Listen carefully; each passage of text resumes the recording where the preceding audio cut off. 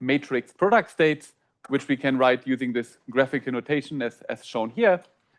And we then argue that there is a convenient form that we can choose as given here, the so-called canonical form, which then gives us direct access to the Schmidt values and also to the corresponding Schmidt states by just contracting parts of the network. In particular, if we, for example, take a bunch of consecutive tensors and contract them in this form, what it actually provides us is a representation of the full many-body wave function in terms, as we say, of a mixed basis, where we have everything left of this given bond expressed in terms of orthogonal Schmidt states. Everything right of this bond is expressed in terms of orthogonal Schmidt states on the right. And then here we have the local states. And the reason why this is a very convenient form of representing the wave function for us is because in this form, we can now perform local operations on our wave function. And then this is what we took advantage of in the TEBD, or the time evolving block decimation algorithm, by just applying a Trotter gate or just the time evolution gate for one bond on it. And after applying it, we can then project whatever we get back by performing just a singular valued or Schmidt decomposition at this given bond, and then just return it to our favorite form. And if we just do it using DMRG, or the density matrix renormalization group method, which, as I pointed out, is actually a variational method in the manifold of matrix product states to approximate ground states, we can then solve the eigenvalue problem, or more specifically, to find the ground state of this Hamiltonian, but then play exactly the same game, project it back, and then move on. And then I argued that in general, it appears to be that we are just pretty good at using this method for finding the ground state, although it's not provably converging. Right? So there's another algorithm that does it, but the DMRG algorithm is just heuristically, it tends to converge fairly well. Good. So this is roughly how far we got in the past 3 lectures. I moved through the material much slower than I anticipated, but I was very happy about all these questions. But what I've now decided is to speed up a little bit now, and I'm going to go to a little bit of a different format. So I'm now mostly going to use the slides, but please interrupt me if I'm always still happy to explain things in more detail here. But for more detailed questions, maybe keep them to the afternoon, and then I can discuss whatever you like to have in more detail. So as the first part, I want now to go a little beyond using just a simple toy code, right? Because so far, the codes that I presented were really tailored in such a way that they're extremely simple. They're just solving an already solved problem, like just solving the Ising model, just for pedagogical reasons. And now I want to just show a few applications of the DMRG method to more contemporary problems, or problems that we are currently interested in. And of course, there are still many one-dimensional problems that we still like to study, but this is not what I want to focus on now at this moment. Now I want to discuss how we can use this 1D method, right? So it's a 1D method because these are states that need to obey a 1D area law in order to be efficiently representable, but how we can actually extend it to 2D. And the idea is quite simple, or quite brute force, is to say that we just take our 2D model, for example, a 2-dimensional triangular lattice, and we just wrap it on a cylinder.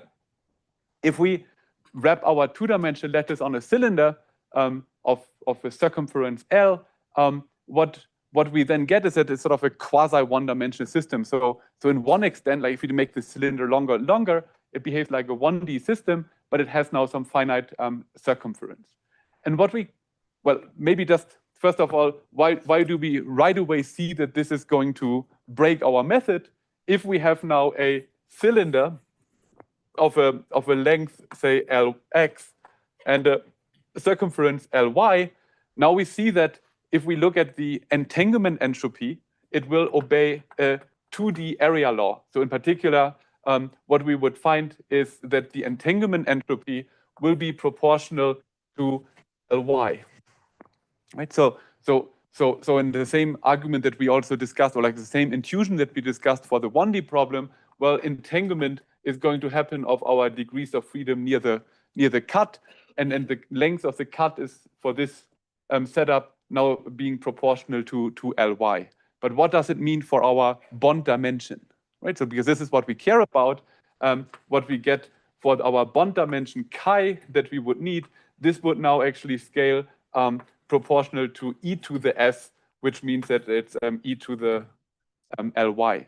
So basically, by playing this stunt, by just basically wrapping our 2D system onto a cylinder, the price that we have to pay is that the numerical effort will actually grow exponentially with the circumference of the cylinder, but it will be basically independent of the length of the cylinder, independent in that it will not scale exponentially with the length of the cylinder.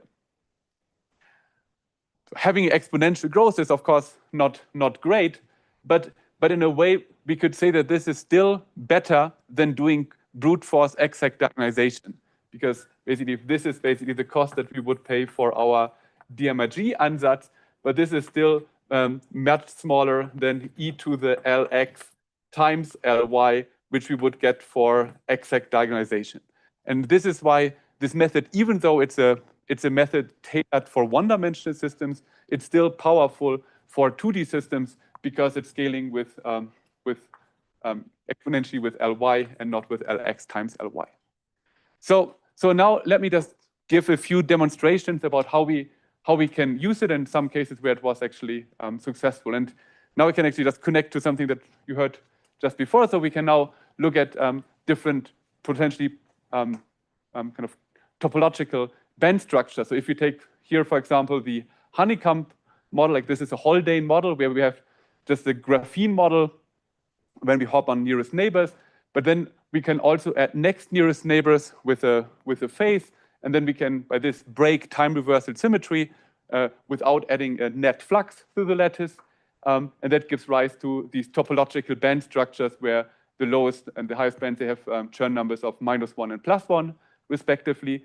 And then it has also been argued that if you partially fill these bands and you just open up a gap by interactions, that you get Chern insulators. Right? So this is exactly what you also heard about in the previous talk. So now this is a nice test case that I want to demonstrate, and there's some. If we can have a look at the tutorials again. There's this one here. So now you can again use 10pi. And now this is just for illustration. This is now what we do. Now we take the honeycomb model and wrap it on a cylinder. This is the artistic way of looking at it. And now in this tensor network Python, it has this Haldane model already built in. And you can now just choose a parameter. You can choose this angle phi. You can choose the nearest neighbor hopping, the next nearest neighbor hopping, the staggered potential, the nearest neighbor interaction, and how long or how wide the cylinder should be. These are now parameters that we set, and we can pass it to our dictionary. We can also then choose parameters used for DMRG. There are a few things which I didn't explain, like, for example, the mixer, but overall, these are just the parameters that we also looked at yesterday. Yes? Yeah. Can you remind us of the phase diagram? Haldane model, particularly, well, the phase diagram, the ratio of the output of T1 and T2? Well, the phase diagram looks roughly like this. So here we have, now I'm confused myself a little bit. That's the phase on the x-axis. Right, so now we have, so we have now the phase phi here. I think like we have phi here, and then we have m here. And then we get here c equals to +1, and here c equals to -1, if I remember correctly. And this is the mass, like the chemical potential or the staggered potential. But it's somehow not very sensitive. T1, T2 amplitude. That's right.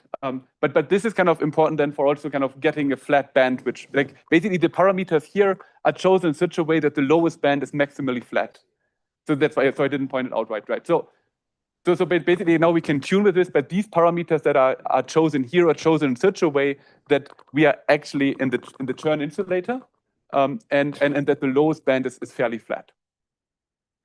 So now And now the rest is like exactly identical what we also looked at yesterday. So we can now start with a simple product state. We can initiate the state, and then we can generate now the engine. So this is now the two-side DMRG engine, exactly what I explained yesterday. And then you can run it. And this code here with these parameters now runs for about 6 minutes. So I'm not running it lifetime because that would like eat into my time now. So I just have run this already beforehand. But now what you can do is you can take the data, and as I pointed out yesterday, if we have symmetries in our model, then the Schmidt states also have, we can just label Schmidt states according to that symmetry. Right? So now basically what I do is I have my cylinder, and the cylinder has the translation invariance in this y direction. So one of the conserved quantities is actually ky. And now what I'm doing is I'm doing a Schmidt decomposition of my cylinder. This is exactly the way that we did it before. This is like when we just stop our MPS at a certain position. And if I now do the Schmidt decomposition, psi equal to the sum over alpha, lambda alpha, alpha left, alpha right. Now each of the Schmidt states and also corresponding Schmidt values have a quantum number ky.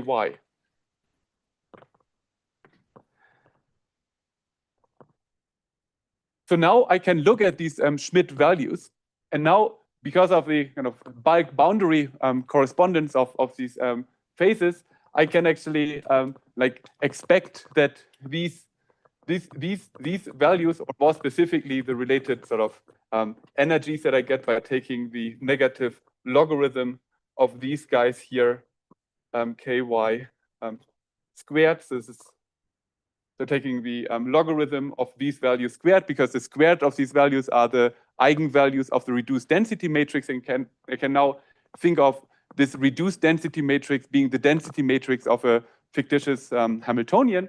So now I can plot these eigenvalues.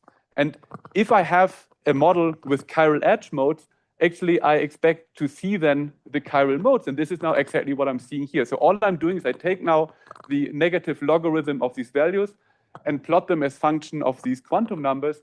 And I see that there's now the chiral mode. And I also get the degeneracies that I would expect from the partitioning of integers. So it's 1, 1, 2. This is actually 3. There's 2 of them lie exactly on top of each other. And then we have 1, 2, 3, 4, 5, 7, and so on, right? So now basically what I get directly from the ground state wave function, I can extract here the chiral edge modes as seen in the so-called entanglement spectrum, right? Yes? Splitting here, that's a finite size effect? This is because we have a finite cylinder. That's right, yeah, exactly. And maybe I can just briefly comment on where we get these degeneracies from. So what we have is we have if we have a chiral edge mode, we have here maybe the Fermi energy, we fill it up to here, like these are what? These are like all the modes. Now the ground state is this one. There's just exactly one ground state. Now I can ask, what is the first excitation? Well, the first excitation is this one is empty and moves here. There's exactly one way of doing it. Now I can ask, what is the excited state above this? Well, I can either move this one up here, or I can leave this one where it is, and I move this one up here. So there are 2 ways of doing it. And now you see how we can go on. So this is now the partitioning of integers, and this is giving exactly rise to these degeneracies that we see here. So now this is a nice way of probing basically the topology of a state and to examine this. And the way that the code is written now, I set V here to 0, which means that I could have done this a lot easier. This is a free fermion problem. There's no numerics basically required. But we can also, in this code, set V to a finite number. And now, for example, check how stable, how robust is the Chern insulator with respect to the interactions. Or, and if you have time, maybe when you're traveling home, what you can do is you could say that, well, start now from a different filling factor, start maybe from a 1/3 lowest band, and see if you actually get the fraction churn insulator. And with this code, you can, right? You have to just crank up the bond dimension a little bit, but then you will be able to actually see how you can get a fractional churn insulator, and then you will also see the corresponding entanglement spectrum at the edge, right? So, good. You had a question? Yeah. Can I understand from this diagram why the lowest energy is actually? No, this is actually, well, where exactly the lowest energy is, this is for the way that it is calculated here, a gauge choice, basically. Then, in fact, if you run it again, it might just shift in the Brillouin zone, because the momentum is only defined modulo some additive number. Yes? So when you're doing this to the DMRG, is there a difference between just like putting everything in one unit cell and marking the Hilbert space and doing this snaky stream? Yes, there is a difference, because what you are proposing is about, I'm saying basically that, well, I have a system of this type, right? This is my system. So I'm saying that, well, I just maybe snake through my system. I get a one-dimension MPS, but you're saying that, well, why don't you just create some supercycles which now have a larger dimension, and you entangle them. But now, basically, what you get from this is that the local Hilbert space dimension D is actually now exponentially large. This is basically like D1 to the power of Ly. So and that also counts into the cost when doing the algorithm, right? So because, for example, the matrices that you have to diagonalize will be of the dimension of D times chi. And here we just basically say that, well, from having this large entanglement that we have to get, we get a chi which is exponentially large in Ly, but the D is still finite. And here you would also get an exponentially large D. So that is, for most cases, is this advantages. Yes?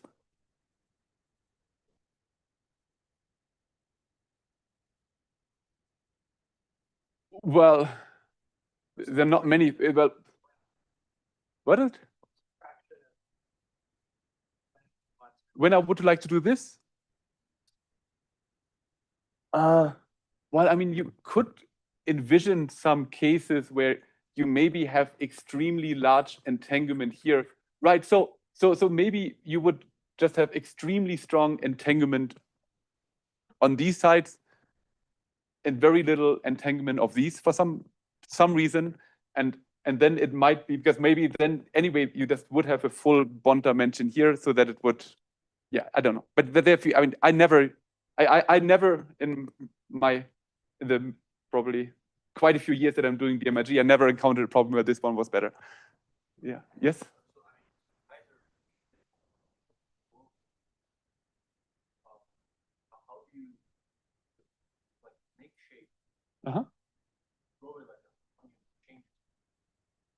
Sure, because right. So I think if I interpret the question correctly, is you say that, well, because the way that I'm doing here, I'm just basically assuming a uniform MPS.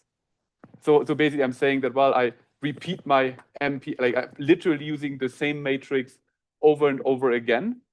But if I have this kind of snake, if I'm snaking through my system in some way, well, now I do have to use different, like so I have maybe tensor A, B, C, D, and then I have here again maybe A, B, C, D, and so on. Right, so you basically have then a unit cell of tensors that you keep repeating. Necessary, because of course it's right, because if you just choose this, then there's no translation invariant, there's no uniformity. It's not uniform in this direction, for example. Yeah. Exactly. So the MPS will just keep repeating the same pattern, and that's no problem for this growing thing. Yes.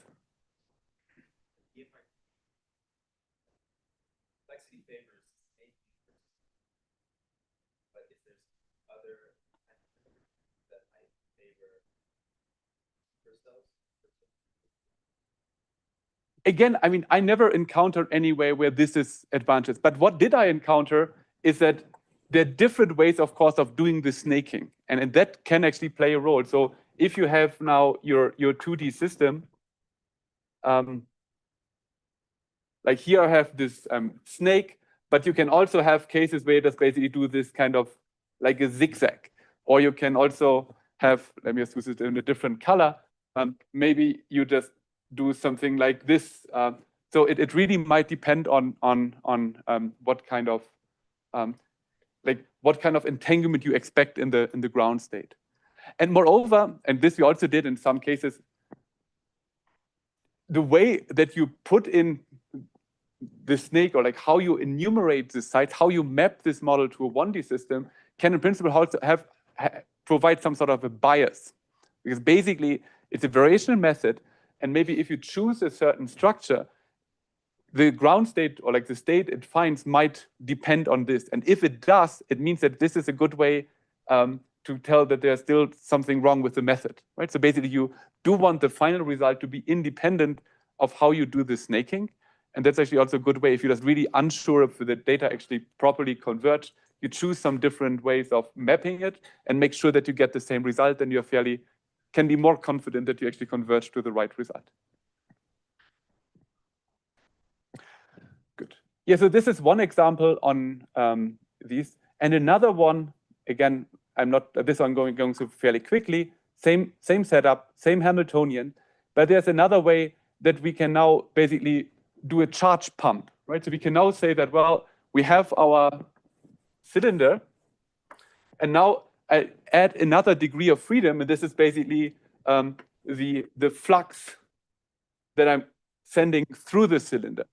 And now what I can do using DMRG, I can adiabatically or slowly insert a 2 pi flux into the system, and by this measure how much charge is pumped from one end to the cylinder to the other. And then I see here that as I'm inserting one flux, there's exactly one charge pumped from the left side to the right cylinder, and this is again a signature of the churn insulating phase. And for your homework while traveling home, you can actually tune it to the fractional phase, and you will see that then it actually takes 3 flux quanta to pump one charge because of it's a fractional quantum Hall state. Yes?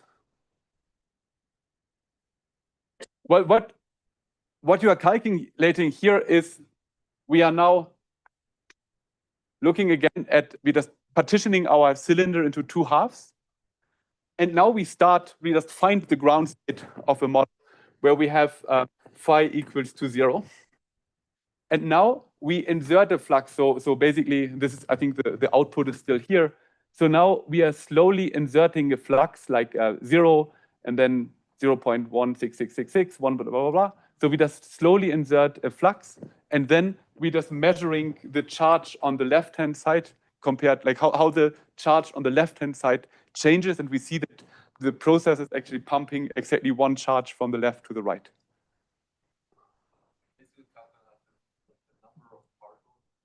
That's right, yeah. Yes.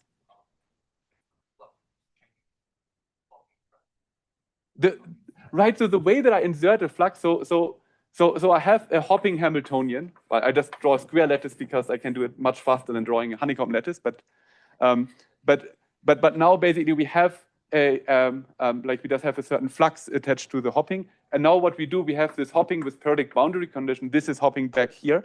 And now we say that, well, the hopping here, T, is just e to the I phi. And by this, we can now insert like this paired substitution. So we add a flux to the hopping. Yes? So when you're doing phi, you just That's right. So yeah, exactly. So this is how it's done. So we just start from the MPS, or like also like the environment, everything from the previous calculation. By this, we do this slowly. Yes? Back to the spectrum there. Sure. Yeah, so this is a spectrum of the Reduced density map. Yes. But so can you comment on relation of this spectrum to the physical spectrum of the, you take Haldane model, it's churn insulator, it has a chiral mode. Mm-hmm. So somehow you implicitly think that they should be the same. Or one is capturing the other? Right, for free fermions, you can do this all explicitly. If you take free fermions, what you can do is you can get the reduced density matrix from the covariance matrix calculated for, say, the right half of the cylinder, and this this actually turns into the physical, to the physical Hamiltonian. So for free fermions, it's all exact. Means the Hamiltonian defined on the right. Then you just actually can associate the. So basically, this is exactly what I'm writing down here. You can associate the eigenvalues reduced matrix exactly to the on the subsystem. I see, with a boundary. Yes. With a boundary. With a boundary, yeah. So there's some old works by Ingo Peschel where he actually just derived how to get the boundary Hamiltonian. How general? This works for every, the exact side, like for free fermions, it's all exact, and for generic interacting systems, I'm not sure. There's a paper by Nicolas Renaud and Andrei Bernovic where they discussed it at some point, but I'm not sure to which extent this is the rigorosity of these arguments.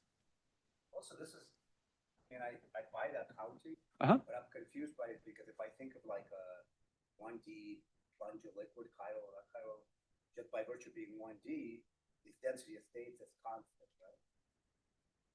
Then I don't understand. Well, I'm a bit. So if I have a linearly dispersing model, Yes.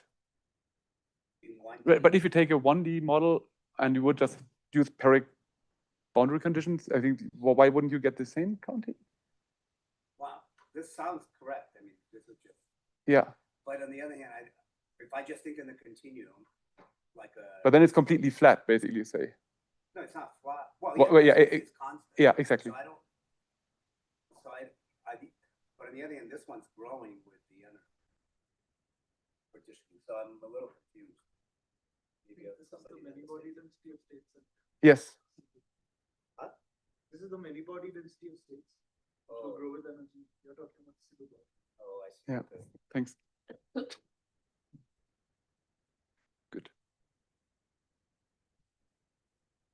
Good. So this was like example number one that this is a. Oh, you have a question? Yes.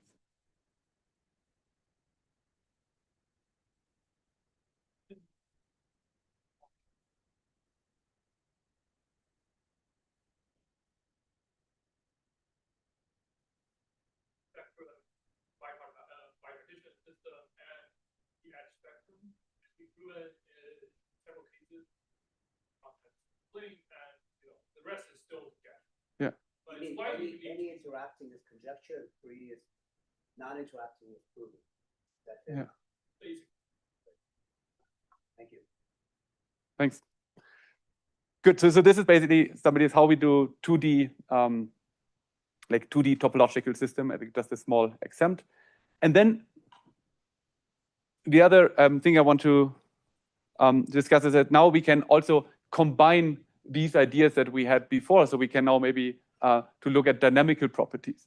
And then, for example, what we can do is we could just start from the ground state. We act on this ground state, maybe here with a spin flip operator, and then we evolve the state in time, and then we just act on it with another, like with this raising operator, and we just calculate now the dynamical correlation function, right? Like basically how a spin flip at a given position at a given time is correlated with a spin flip at a different position at a later time.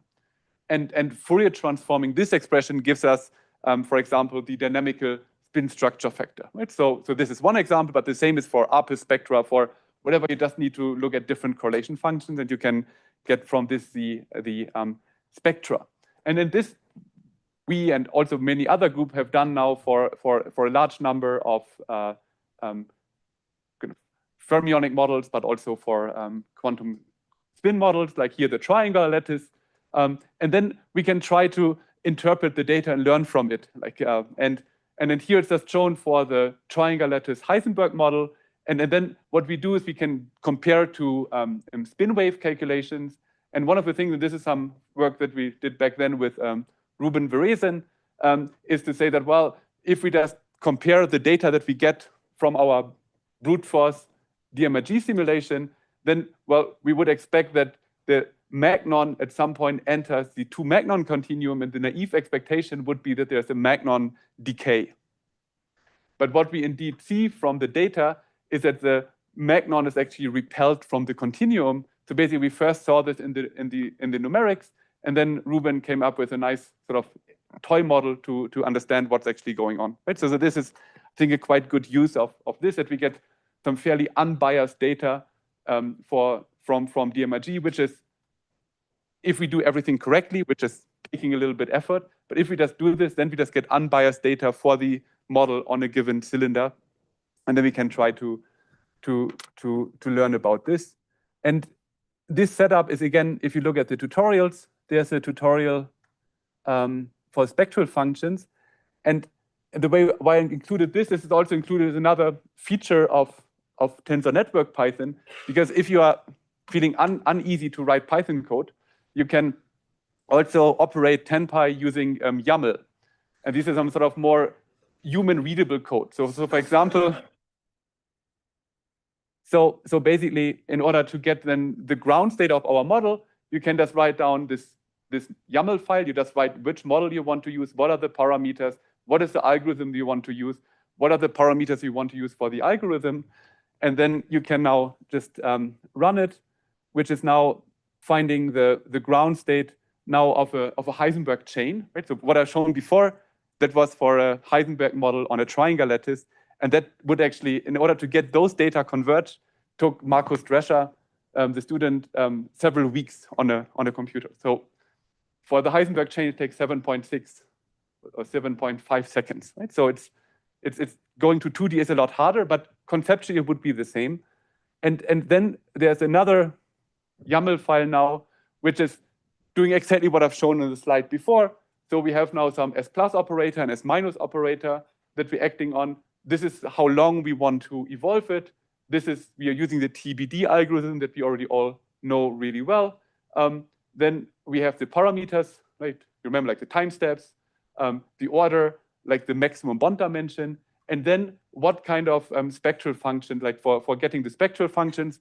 So it's using linear prediction. So this is just a way to go to longer times, assuming that the wave function is sufficiently, like the signal is sufficiently simple, and what kind of window to use for cutting it off.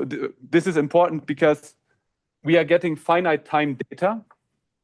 So if we just look at our correlation function, it's going to look something like this, and we stop.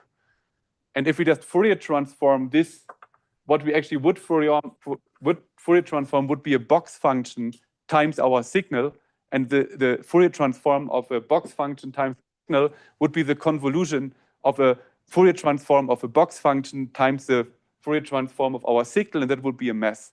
So what we do is we just use a different box function, which is then simply a Gaussian, for example.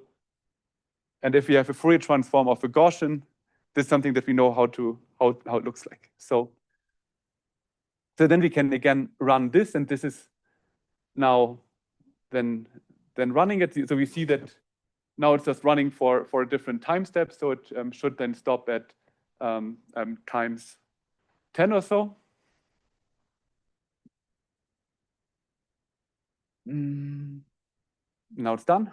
And now I can just plot the spectral function, and this is what now comes out. So this is now the spectral function that maybe also looks familiar to some of you. This is now the this is this spinon continuum that we see here, and so on, right? So now this is how using a combination of ground state, like a DMRG plus time evolution, we can get the dynamical response functions.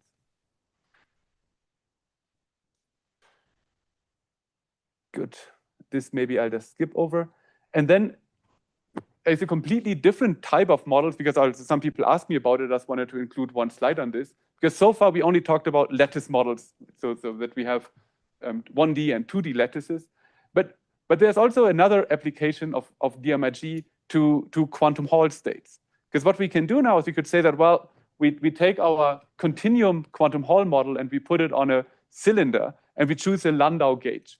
If I now take then the non-interacting eigenstates in the lowest Landau level, they will actually be localized along the y direction and extended in the x direction around the cylinder, right? Because if you have a Landau gauge, it's translation variant in the other direction. So now this is from the solution of our single particle problem, but this now gives us effectively a mapping of our two-dimensional quantum Hall system projected onto the lowest Landau level onto a one-dimensional chain, and each of those sides of this chain is now a given degenerate orbital in the lowest Landau level. And now I can ask that, well, if I just go to a finite filling, now I have my, I just occupy, I have basically like the basis states are now the Slater determinants that I get by filling up all the degenerate states in the lowest Landau level. And then I can ask, well, what is now the ground state, for example? And this maps, for example, now on an MPS that I can solve for the corresponding effective Hamiltonian. Do you have a question? Just really quickly, for your dynamics, talk about in TVP, the dynamics, the exponentially scaled exponentially. No, it doesn't. Oh, thanks for bringing this up. Let me just comment on this. So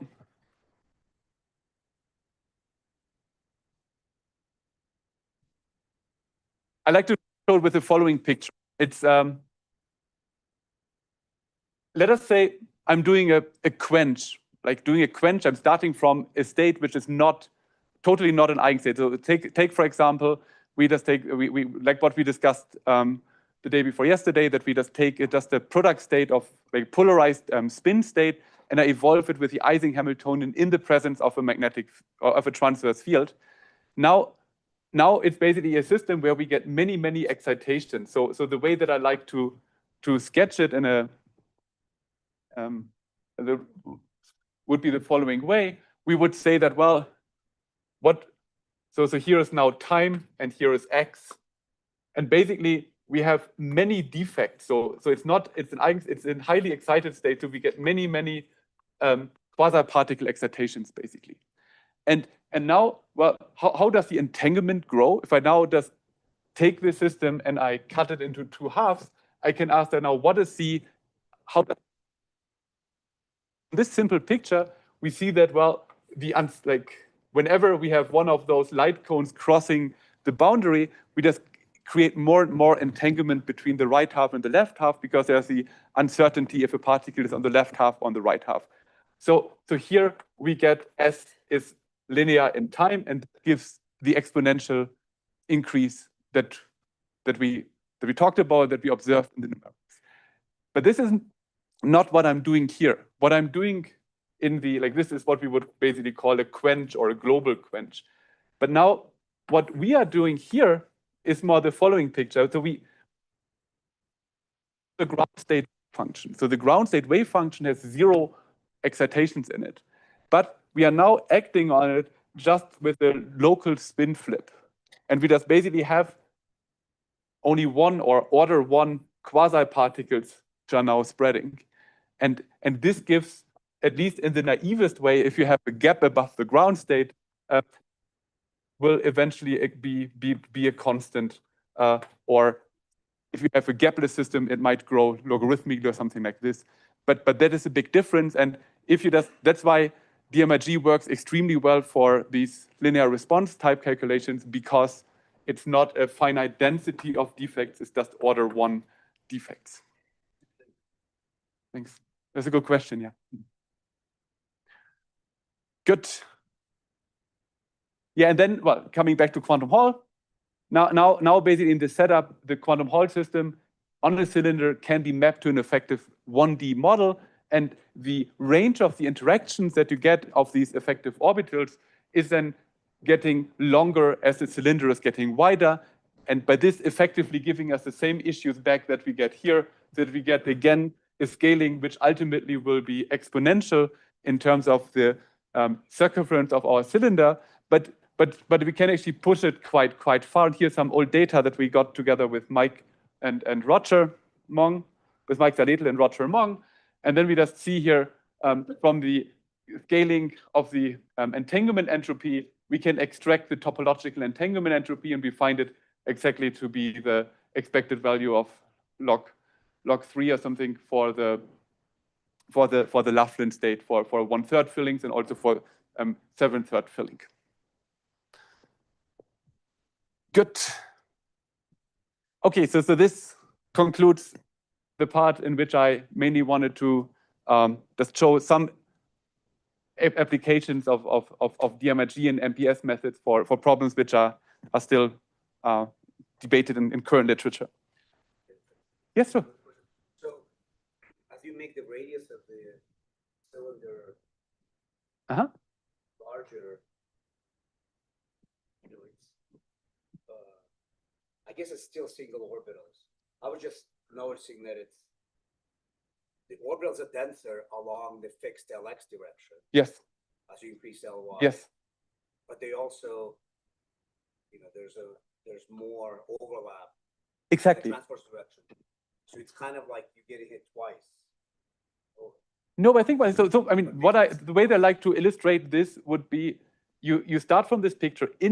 If I'm having a non-interacting model, all of the states are just product states, right? Because every Slater determinant is just a product state where it does occupy a certain state. So each state has in the orbital basis, every non-interacting state is just a product state. Like the bond dimension is 0, is 1, and there's no entanglement entropy. But now, as shown here, and this is also what you just mentioned, that if I make the cylinder wider, basically the overlap of the non-interacting orbitals is getting larger and larger. And if I just, for example, start from just a delta function interaction between the particles, there will be effectively longer range interactions between the orbitals. Right, but in addition, maybe that doesn't matter, but in practice, but in addition, if I want to solve a system that's length Lx, my lattice of orbitals is finer and finer. It's not just the overlaps that is larger, but you know, there are more orbital, you know. There are more and more orbitals, yeah, but this is something this is just linear in time. I mean, like if you just have to deal with more, this is something we really don't. Okay, because that doesn't change. Exactly, so this we don't. That's right, yeah. That's right. And in fact, there is an increase. Yes, right. But if you just were to have like a fixed system size, but basically all the stuff that we are doing here, we are making use of these basically uniform states. So we are saying that, well, the system is actually formally infinite in this, and that's why we just don't care about it at all. Mm-hmm. Good. So now in the remaining 3 sections, I want to come a little bit more to questions which are still a bit open, even on the rather conceptual side. And let me start with the first one, where we are interested in simulating systems far out of equilibrium. And this is now exactly relating to what's discussed here. So if I'm doing a quench, and we just have initial states that have a finite energy density, things are getting extremely hard. But this is the type of problems that I want to discuss and to see if there are ways to actually improve on that. Well, here, this slide actually not containing much new, right? So if we are interested now in our many-body dynamics, well, one option, of course, is to do exact diagonalization, exactly what we did on Monday morning, that we just write down the full many-body Hilbert space, and then we can go to, then we can do whatever we want because we get the full many-body Hilbert space, but then we are just limited very much in the system size, right? So basically, this is now shown this diagram. Small systems we can now do to times as large as we want to. And then what we just discussed a lot in the last couple of days is that if we have states that are only slightly entangled, well, we don't really care about system size. We can now go to system sizes as large as possible. Well, again, talking about back to 1D systems. So now we can go to system size as large as possible. But now the complexity is scaling exponentially in time because of the reasons that we just showed here. But then there's another view, and this is maybe also connecting well to some of the topics of this workshop, Because if you now take a generic quantum many-body systems where you make the assumptions that ultimately the system would thermalize, in that case, the dynamics after sufficiently long times will actually be, again, very described by a fairly simple hydrodynamics. Right? So basically, the long-time dynamics will be described by the conservation laws in the system. And maybe you would say that, well, the charge is a conserved charge. The charge is conserving diffusively. And then the only quantity you care about is the diffusion constant. Right? So basically, if we're just having this diagram, so we are starting from something which we know exactly how to write down. So basically here at time 0, we have just simply a product state. So we have just a handful of complex numbers we need to write down. At the far end, we just have a diffusion constant that we care about. But then as we just assume that, if we assume that matrix product states is the best we can do, we have this kind of problem. We would find that the number of parameters that we need is growing exponentially. So there's like a wall before we actually get into this hydrodynamic regime.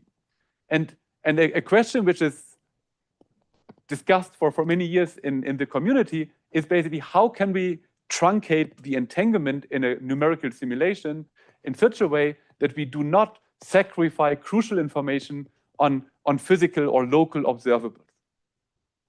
Right? Clearly, if we're just doing these simulations, then we want to just keep everything. If we want to keep some k infinity correlator, k being like the number of operators involved in like basically a very non-local operator, then I think I'm sure there's no way around to get rid of the information. But this is usually not what we want. Usually we are interested in things that can be measured in experiments, and these tend to be very, very local. So in the question like how to address this problem, and there are several attempts to this, and I'm not going to talk about all of them, but I want to discuss a few of them. And then basically, let me so basically one option, like one way that I think at least quite promising to overcome this problem is to actually just move away from the Schrödinger picture and go to the Heisenberg picture, right? So because so far we've discussed when it comes to the evolution of states, we talked about quantum many-body states that we express in terms of matrix product states. But we've already seen in the context of representing the Hamiltonian, for example, we can extend this idea to the realm of operators. So that now we can say that, well, now let's express the operator in terms of matrix product operators, but now we can also extend this time evolution to it. We can say that, well, as I shown yesterday, many operators I can write down very simply in terms of matrix product operators. I demonstrated it for some Hamiltonian, but clearly just an SZ operator, if I just have an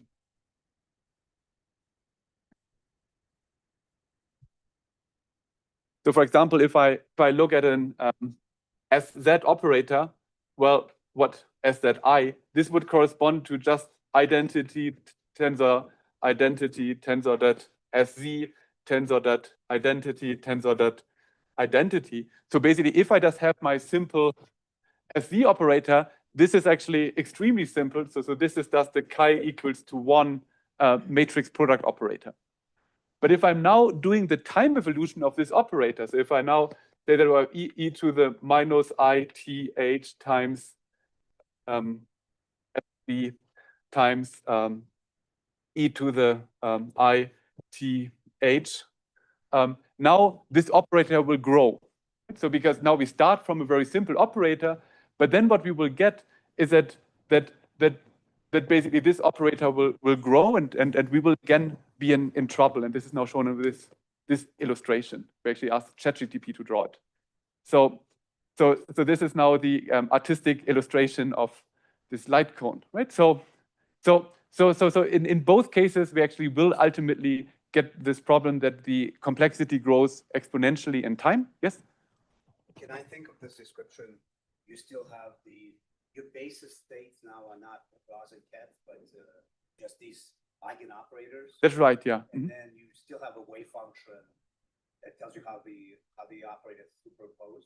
That's right. So basically, and well, I'm showing this on a slide in a moment, but basically I can also say that, well, if I have a generic operator, I can now also just write it in terms of some O, and now I have 1 sigma 2 up to sigma L, and then I just having here my exactly. So I can. That's right. Now, yeah. So this is like some operator, and now these are the coefficients. And now if I'm working with spin halves, now every operator can be written in terms of superposition of Pauli strings. Mm-hmm. And then again, it's right. So at that level, it's completely general. Right? That's right. That's right. This state is exactly, and then I'm now exactly, and now I'm just exactly, and what I'm aiming at in a moment is like, well, if I'm now using this way of representing the dynamics, maybe there's truncate the entanglement, which is not so obvious in the Schrödinger picture. When you the initial evolution, I'll give you a diagram. You know, it's becoming more and more complicated, but then it becomes simpler and simpler, right? Yes. Cross that barrier, you go to hydrodynamic limit, right? So exactly. So this is what I want to mimic now. But this first one is just a cartoon picture, and now I'm just trying to convert this cartoon picture in something that I can put on a computer to get results out of it. Right? So now exactly this is what I was just already showing. So now the way that we can think about it is that, well, we have our operators, and now I can just basically, using our graphical notation, I can turn operators where we've got two legs sticking out. I can equivalently think of this as being a matrix product state where it does double the local Hilbert space dimension. Right? So then we use these kind of different notation. And then now I can ask that, well, how do I do the truncation? Right? So and the way that we did it so far was by doing by using the singular value decomposition, right? So we started from a matrix product state of a given bond dimension, doing something to it that increases the bond dimension, and then we just projected it back using the singular value decomposition, because this is the optimal way to do a rank reduction for if our measure is basically the L2 norm or the L2 norm difference. But then there's also different ways, and here I want to highlight one, which is a method came out by Roger and Mike, that instead of doing a singular value decomposition of the full density matrix, or sorry, of the full state, or basically by only at small density matrices, say, let us now do the truncation in such a way that just a few body density matrix is optimally conserved. And another method that we came up like a few years ago, and this is what I want to talk about a little bit more detail, is that we just introduce some artificial dissipation at the level of the operator evolution, which is chosen in such a way that it does not violate any conservation laws that we are interested in. So and now let me just give a hint of how we want to do it. So this is let me say this again. Okay, so now okay, so what I did say, no, I forgot. But no, what I said is that now we come back to actually what Leo was asking. So now I want to express operators in my like I want to express general operators, but now I can express any operator acting on my spin 1/2 system in terms of superpositions of these Pauli strings. So now a Pauli string, like by this curly S, is now just the tensor product of these different Pauli operators. So now what I want to do is I want to introduce a dissipation. And let me first introduce how I do the dissipation, and then I'm arguing why I think that this is a reasonable way to lose information. So the dissipator is now acting on a Pauli string in the following way. If the Pauli string is simple, what I mean by simple is it only contains a small number of non-trivial Pauli operators, then we just leave it as it is, right? So for example, if LS is equal to 1, then we would, if L star, like what? So how do I judge the simplicity or how the complexity of polystring is? I have this LS, and LS is now counting the number of non-trivial polys. So here it's LS equals to 1 because there's just one X, all the other ones are identity. Here LS is 2 because there's an Y and an X here, and they could be wherever they want to be. It could also be a Z and an X, or a Z and a Y, but this is now 2, and here we get three non-trivial polys. Right now see how this goes on. This is basically how I judge the complexity of a polystring. And now I just, if I encounter a polystring which has a larger number of non-trivial polys in it, then I just have this this damping factor. So basically then it gets a factor of e to the minus gamma times the length of the polystring. So basically what happens is that all the complicated strings are damped. And now I just basically have different parameters in it. So I have a cutoff length L star. This is now the number of trivial polystrings. And if I now looking at an evolution of some operator, this should be larger than the support of the conserved quantity. If, for example, I look at energy conservation for my Ising Hamiltonian, well, then L star has to be 2 or larger, because otherwise energy conservation will be broken, because this operator would actually damp terms in the Hamiltonian. And then I have the dissipation strength, and this is now the tuning parameter. I know if gamma is going to 0, then I'm actually doing the exact simulation. And if gamma is larger, then this is some approximation. So basically what I then want to be able to do, I want to just get into a regime where I can extrapolate the gamma equals to 0 point. And this is now a controlled way to basically cut down the information. And let me now discuss why this is what's the intuition for choosing this specific type of dissipation. And this is now the following picture. Let us now say that we are at infinite temperature. So we just looking now at the infinite temperature dynamical correlation function. So we know at infinite temperature. So then this is simply the trace, and now we start from a simple operator. So this is maybe our SZ operator, and then we evolve it in time. So in times it might become like a very complicated operator, or like we get a mixture of very complicated operators. But in the end, I'm again projecting onto a simple SZ operator. So if I have now this path integral picture, the only paths that contribute to my observable in the end are those which ultimately return back to become a simple string, a simple localized operator. And that means that those paths that venture into extremely complicated operator have a very small probability of eventually coming back to become a very simple operator. And basically, the assumption that we make is that the contributions from the backflow from very long, complicated operator to the short operators that we actually contribute to our observable is actually small. And this is actually related to also in this Zwanzig memory matrix formalism.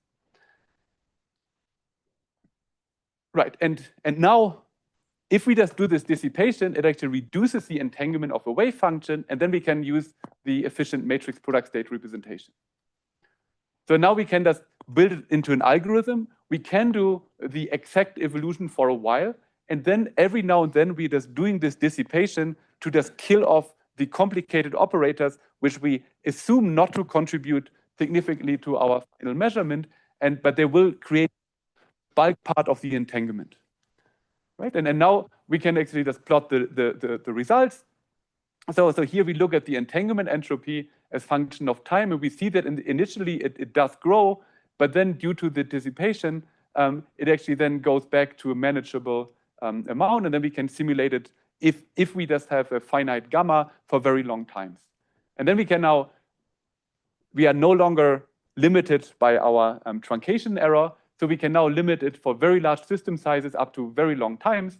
And then here is just some benchmarking where we now take, this is now for small system size ED, where we know that this is exact. And this dotted line is what we get from our numerics, which we can now do at moderate bond dimensions.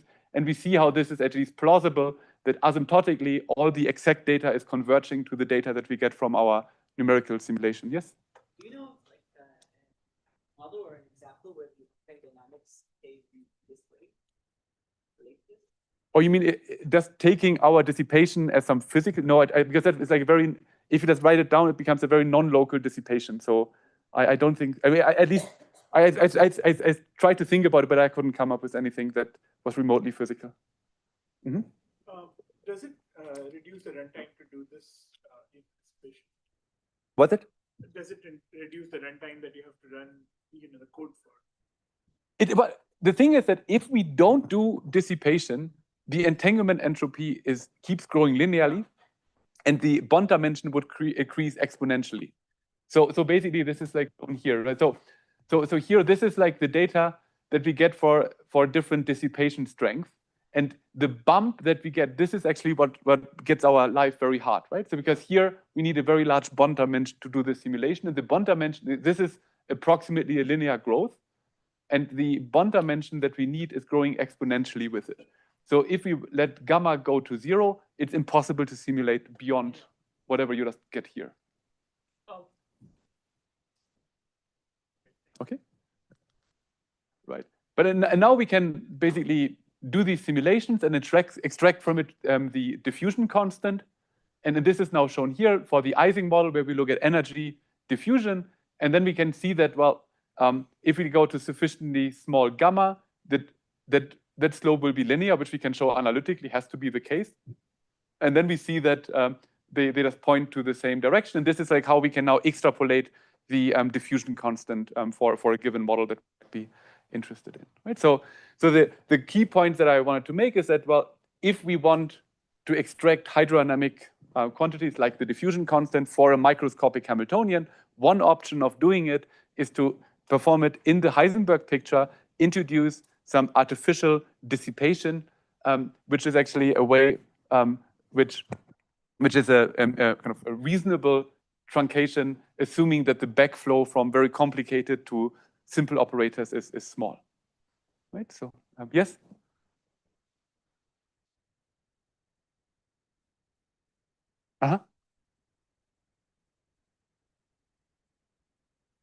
Right. So we tried this for different cases. So if like we looked at a model where we also have dipole conservation. In that model, there's some intermediate times where it does get subdiffusion, but at asymptotically for finite gamma. So there's basically plateaus at the correct subdiffusion, and then ultimately it goes to diffusion again. But we just, yeah, but this time, right, this also, I mean, this is, I'm sure, not the final word on all this, and we are still trying to understand this method better, and there are several other ideas tried out in the field, but I think this is overall an interesting question that figuring out how to reduce the entanglement or how to get rid of unnecessary information while keeping what we are actually interested in. And then I don't think that this is fully resolved yet. So this is maybe something that one of you could figure out at some point. So. Good. So let me now come to the next part, which is coming from a completely different angle. And this is now that there is a nice relation between matrix product states and preparing states on quantum computers, which I also wanted to include here briefly. So there's actually a very direct relation. We've been talking a lot about the the canonical form, or basically the fact that we have here maybe that we had this this canonical form of gamma and lambda, and we said that, well, if we have our gamma lambda tensors and we just multiply them together like this, that this is the identity, right? And we call these ones like here basically this is our B, and this is here our B star.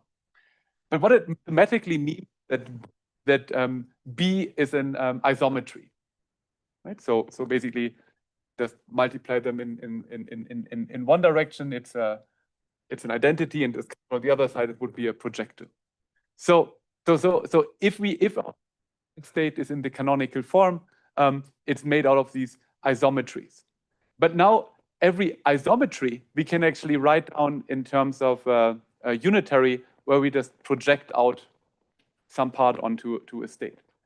So now basically, if this is the graphical representation of the MPS that we've been using throughout this last couple of days, but now instead of thinking of these being the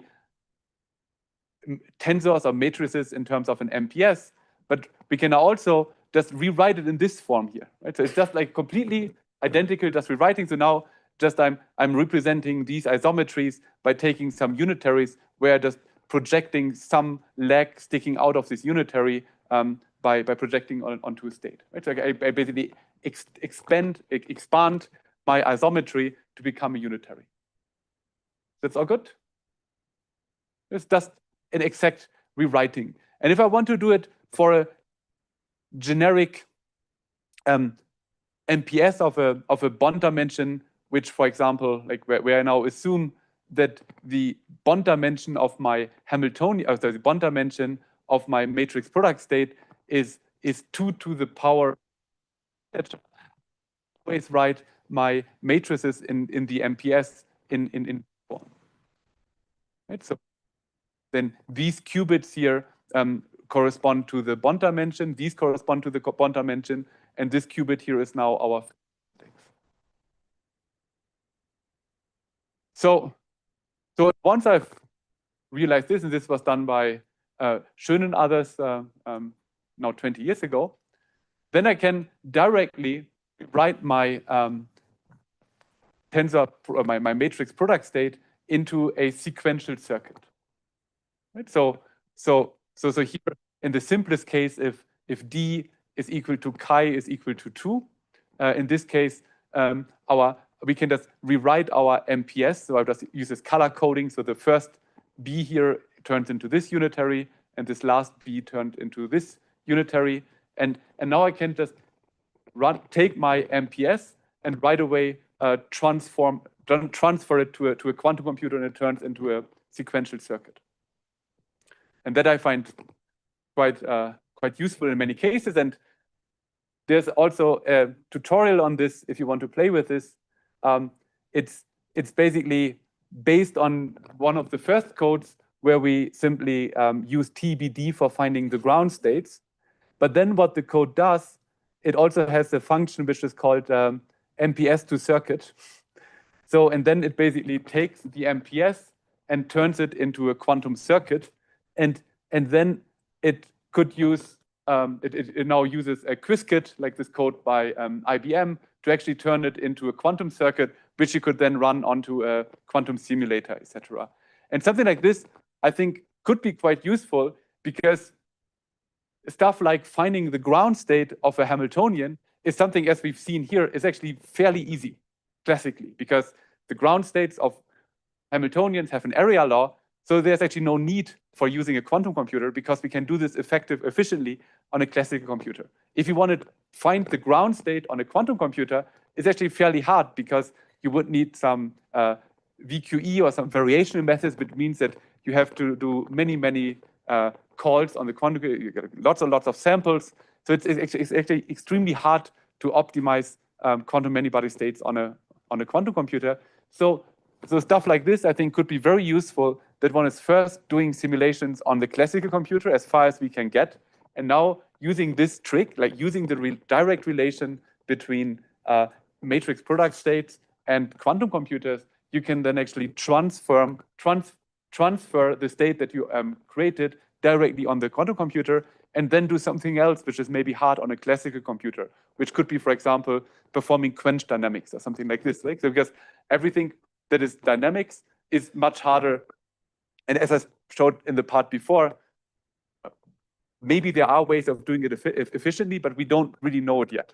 So this is, I think, where these kind of ideas could be really useful, doing whatever we can do well on a classical computer, and then transferring it to a quantum computer to then do things that we no longer can do on a classical computer. Yes? The inverse. Take some quantum circuit and find the equivalent MPS. Yes, so this is also what you can do. So you can, right, actually, let me comment on this briefly. So basically, let's say that you have a quantum circuit, and now you want to compress in terms of an MPS. This is what I understand, right? So now, assuming that the circuit is not too deep, you can always do it. And basically, let me just draw a picture for illustrating this. So let's say that you have a number of qubits, and now we act on it with some, however, sorted. This is now a quantum circuit applied to it. And now we might ask that, well, if we actually want to bring it into a matrix product state, if we do it in the naivest way, like just the way that this was done is like basically using the TBD algorithm, right? So now we could basically use the TBD algorithm to turn this into a quantum state. And we also know what there would be some upper bound on the entanglement. So the upper, like if I just do a cut summer, the upper bound on the entanglement generated will be just the number of gates crossing this line, right? So basically, we know we can just directly using the technique as illustrated with this TBD technique, but then as previously we say that, well, this was just e to the minus I delta t th, but then just replace this by whatever gate you had on a quantum computer. And this is the way how you can transform your quantum circuit into an MPS.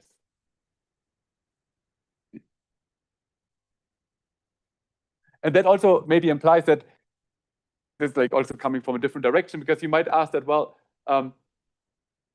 if you let's say that you have a quantum computer that has many qubits, but you just only apply,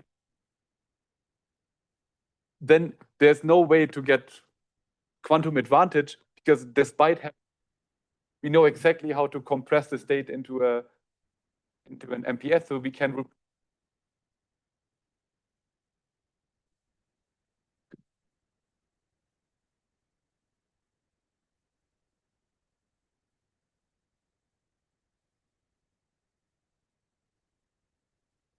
let me now also just showcase some example where we made use of this, right? Basically, sticking to the realm of 1D system, just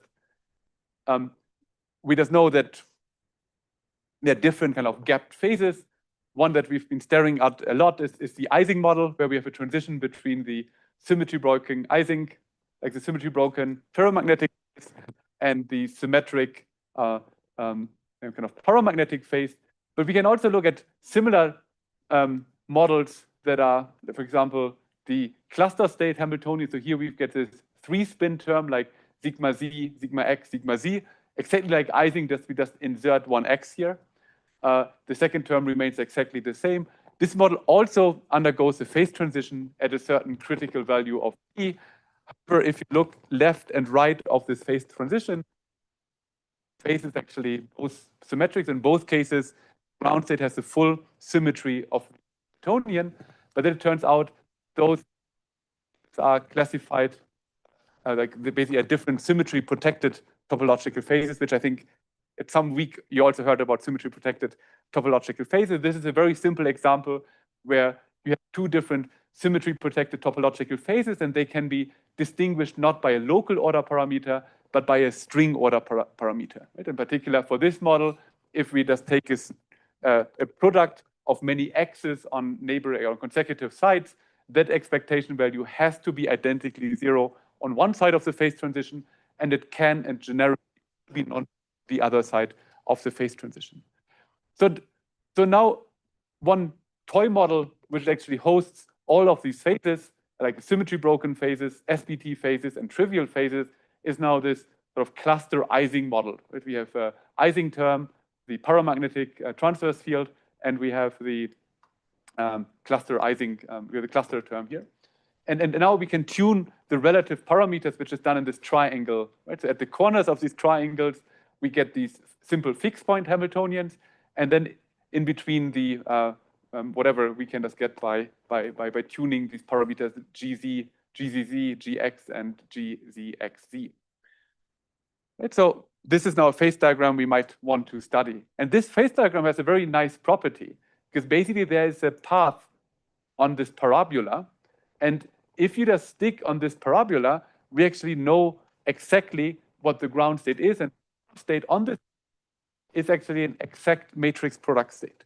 It's not an MPS approximation as it is when we just went, for example, this is what is the phase like. This is what we went here when we did DMRG and TBD, where we can get an MPS approximation. Now there's a line where this is actually the exact solution. But now we can take this exact chi equals to 2 MPS using the techniques that are shown before. We can directly convert it into a quantum circuit, and this quantum circuit we can now run on a quantum device. And this is what we did a while ago together with Adam Smith and Bernard. So we just took this circuit that we directly translated out of the MPS, ran it on the IBM quantum computer, and then measure the string order parameter. And then we just can plot the results that we measured. And then we see that these measurements actually signal in the expectation value of the string order parameter that there is now SBT phase and a trivial phase. So this is as a way to showcase or to try out certain measurements, how to detect phases of matter. Right? So we know the answer because it's an exactly solvable model, but we didn't know how well these order parameters work or how well it works to measure them on the device. And that gave us a good way to test this. Right? So in this way, I think that this analogy between MPS and quantum circuits can also be used to come up with nice circuits for testing quantum devices and also for testing, for example, like how you do certain measurements. It's, for example, one of the results that we got from this is that actually measuring the string order directly by just measuring a string of sigma z's gave actually much worse results because of the measurement error, as opposed to using these Hadamard tests for measuring the operator. So for stuff like this, I think this is quite useful to have these relations between matrix product states and quantum circuits. Good. So this was this part. And now, in the remaining 10 minutes, I want to leave the realm of one-dimensional or quasi-one-dimensional systems, and I want to discuss how we can go to two-dimensional worlds and have MPS generalizations to higher dimensions.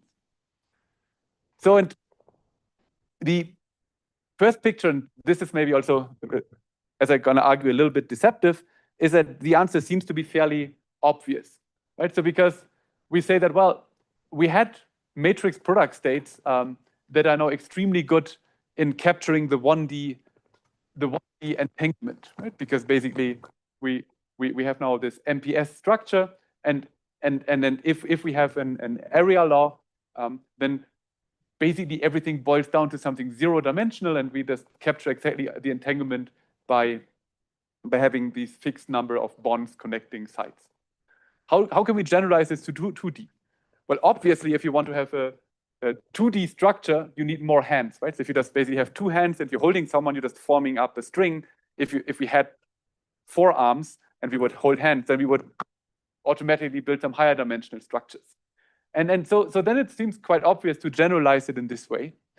And indeed, this ansatz does capture the 2D area law, right? Because if I just now cut out a region, the number of bonds connecting the sides is now actually increasing proportionally to the length of the cut.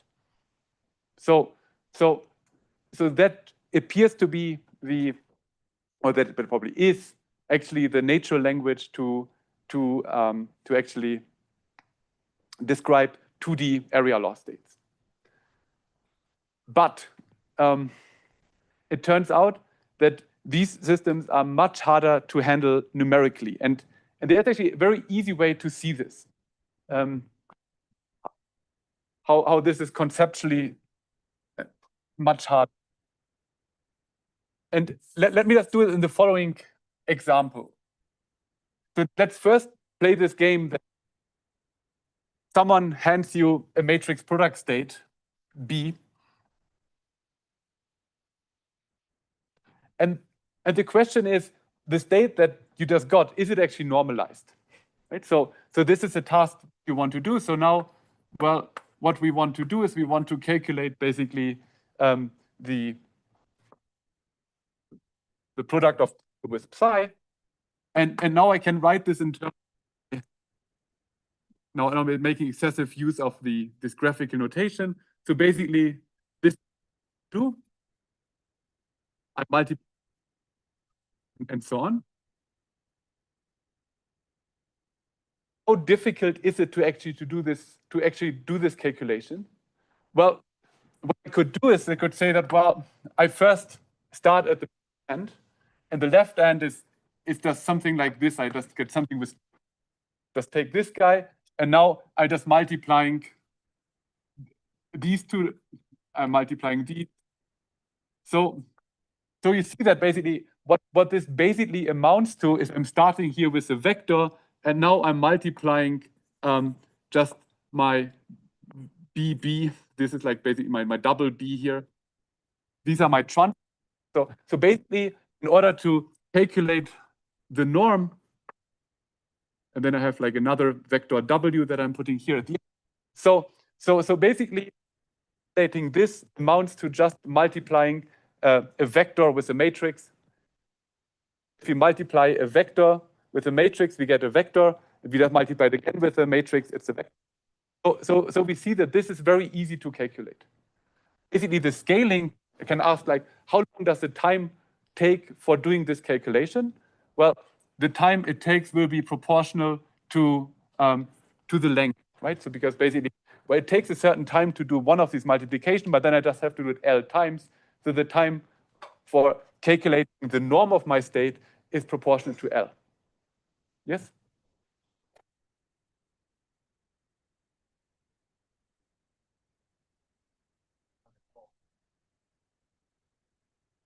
Ground state, keep like a finite number of bonds, like the number of bonds that are exposed. Yeah, but I'm coming. Now I just, if your friend hands you the matrix product, it's very easy for you to tell if the state is normalized or not. If you want to calculate some expectation value, it's easy. That's all in one, right? So now we are in 1D MPS, right? So I think this is for 1D. Now let me go to 2D. So now let's say that your friend hands you the tensors, which are T, alpha, beta index. And now again, I want to calculate the norm of the state. Well, now to do some getting a bit more complicated to draw, so I just do it right away in this form. We assume that I take now the top layer and the bottom layer, and I put them together to these 9 guys. Now I have my basically what I have to calculate is now something like this. And so now I have to apply all these guys together, and this is just a number, right? So this is just a number, but I have to figure out what this number is. I want to check if it's actually equal to 1. But now I have to start somehow. So if I just start here at this top corner, say, now this would be a matrix. There's 2 indices. But then I want to multiply the next guy. Now we see that we've more like, so now it was a order 2 tensor. Now it's an order 1, 2, 3 tensor. If I add the next one here, it's an order 1, 2, 3, 4 tensor, order 5 tensor. So you see that basically if I'm doing the subtraction, the order of my tensor is increasing. So it's getting a more complex object as I go along for this multiplication. And once I'm here, now it's not getting more complex, but then I have to fit it all the way up. But the upshot is that, let us say that I have a L cross L lattice that I want to contract. So just calculating the norm or an expectation value, well, this is going to be proportional to e to the power of L.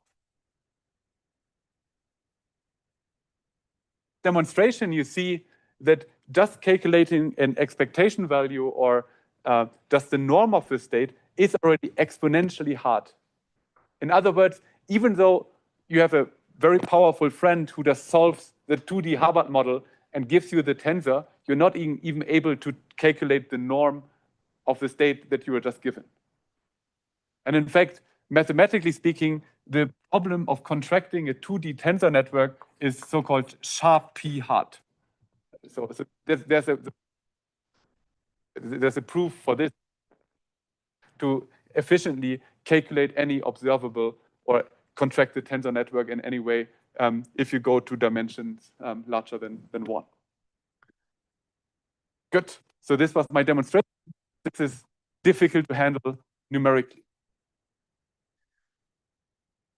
But this means we need additional approximations. And there I just give a small list, but there is a much longer list of different techniques that have been used or proposed for approximately contracting tensor networks. And in the lack of time, because roughly 3 minutes left, let me just go over it very quickly. So there are basically 2 different types of method for doing this approximately.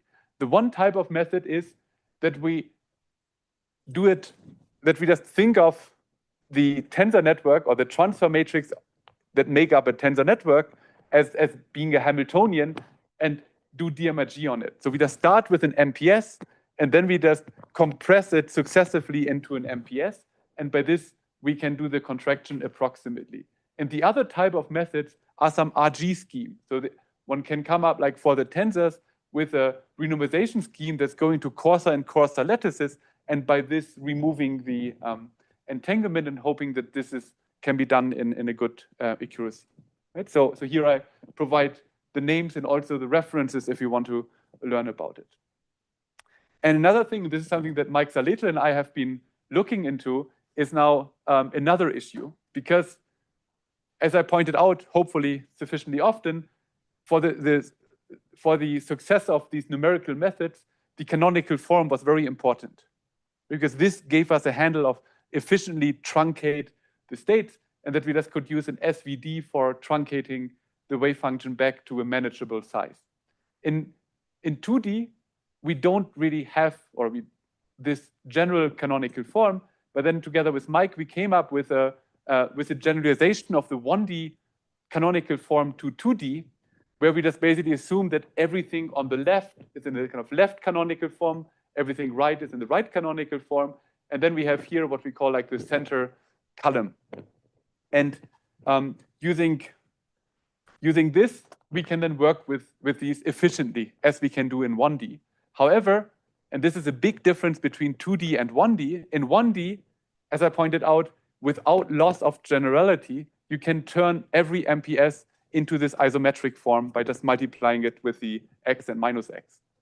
In 2D, the states for which you can do this is just a subset of generic 2D tensor network, and it's still not completely clear how large this subset is.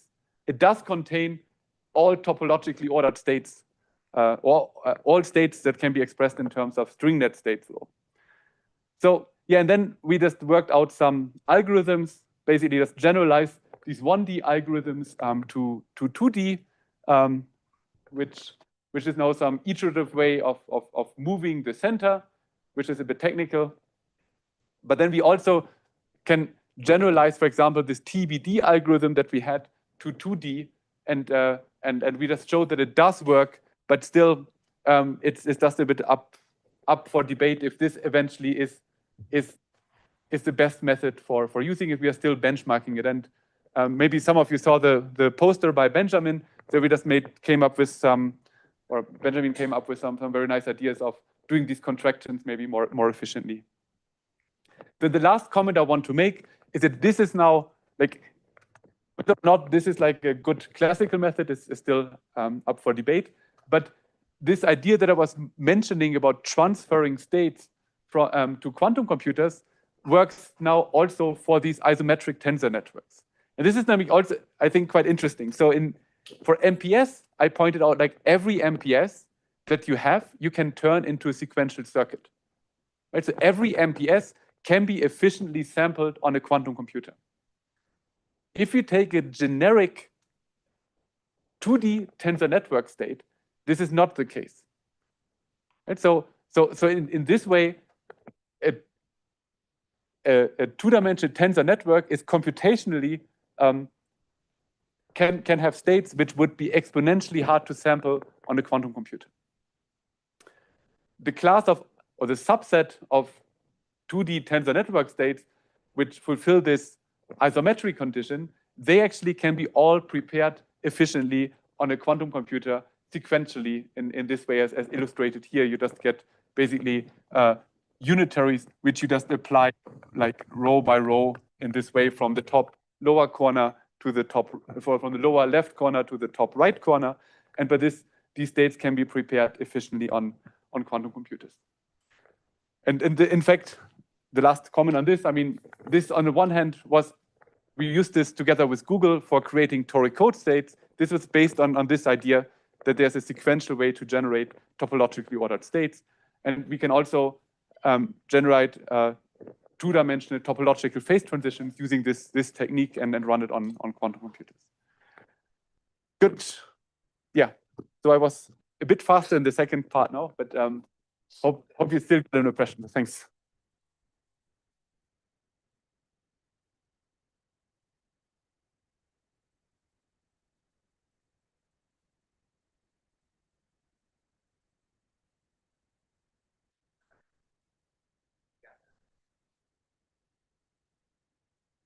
Yes, and this is actually one thing that we've been working on just together with Yuji Leo, like we just graduated last year. We found that certain gapless states can be written in terms of sequential circuits, like that you can have certain states that have algebraic correlation functions can be written in terms of sequential circuits.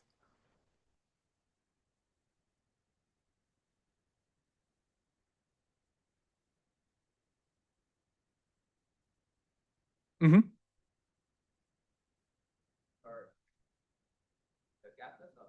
No, the gap, like, right. So for the sequential generation, we would start from a simple product state, like just of maybe just a polarized state for the qubits. And then we just act on it with a sequential circuit, and that gives us a state that is gapless, or it has algebraic correlations. And the way that we can construct these states is basically, there's a way how you can construct these 2D tensor networks starting from classical partition functions. And this way gives you a way to construct these states. Yes?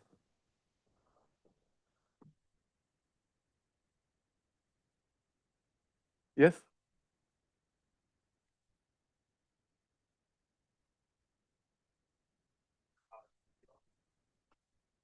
That's right, yeah.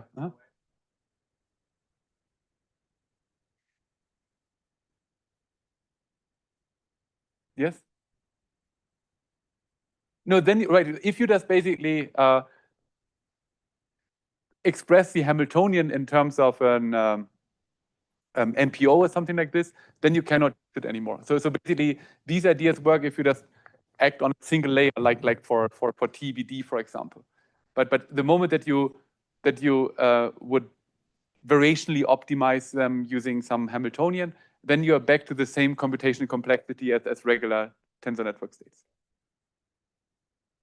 What remains is that you have the gauge fixed, which can be an advantage, but the contraction complexity is the same. What about like DMRG for these isometric tensor? Yeah, we did.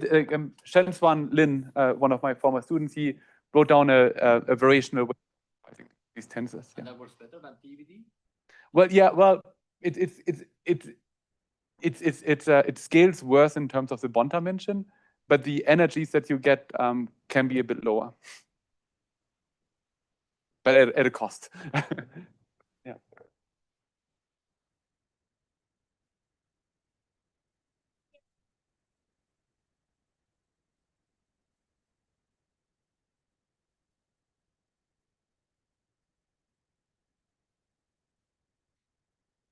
Oh, so there's basically, if you take topologically ordered or gappable, or topologically ordered with gappable edges, they are believed to be representable in terms of simple string net Hamiltonians, like the toric code model being a very simple representative of them. And basically what we've shown is that every string net Hamiltonian, as introduced by Xiaogang Wen and Levin and Wen some time ago, every string net model has a ground state that is representable in terms of an isometric tensor network. So there's no like topological order doesn't give any obstruction to isometric tensor networks. And last comment, this in turn also means that all of those can be represented in terms of sequential circuits on quantum computers. Know about anything about the representativity of chiral state? Oh yeah, that's a good question. So so if we take chiral topological orders, there's no general proof. What is known is that there is a no-go theorem by Nick Reed and someone does the name escape me. That if you take Gaussian tensor network states, like if you take Gaussian tensor network states, there's a no-go theorem. But for unconstrained generic tensor network, it is believed it's not possible to represent chiral topological orders. Right? I do buy it, and Nick, yeah. Similar way that 1D gap states are not supposed to be represented. Yes. If you brute forced it, is there your experience? Have you tried it? Well, I did, but there's a work by Lawrence van der Straten and others where they did this, and indeed, as you said, so again, I didn't talk much about not gapped state, but basically, if we just are in 1D critical, and we would have a system where the correlation functions, like this is in a log plot, like these would be the exact correlation functions. They go algebraically. But now what you can do is you could say that, well, you just use increasingly large bond dimension, and then you can capture the algebraic decay for increasingly long length scales. Now, if we just do this for this 2D, I think the picture is that, well, you have then exponentially decaying correlation function. They would look something like this. But if you use a PEPS, like a variationally optimized PEPS, what they find is something like this. You just get this exponential, but then you get a power law tail if you just now increase the bond dimension. So for practical simulations, it seems to be okay to use this ansatz if you just forget about these artifacts. But you know that if you're interested in the long wavelength limit, it would be always algebraic. But if you're interested in short range physics, it's doing okay. That's right, yeah. That's right. So this is basically observed numerically in this paper, I think Lawrence van der Straten and others like a year or two ago. Good question. Like something that had a chiral ground state, maybe some chiral spin liquid or so. Yes. But otherwise, I mean, there's also this session this afternoon when. Yeah, I just want to remind. Because I mean, I don't want to. Because people might be hungry.